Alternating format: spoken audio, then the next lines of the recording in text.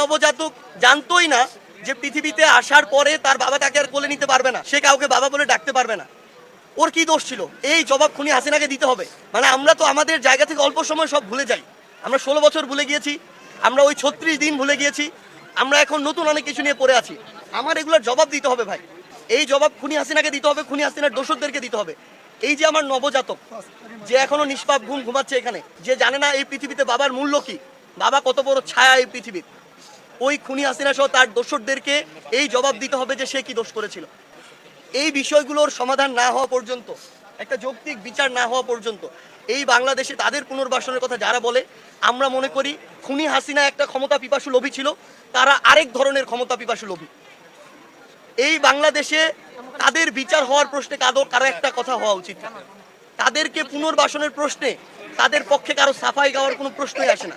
আমরা এটা আমাদের জীবনের বিনিময়ে হলেও করতে দিব না।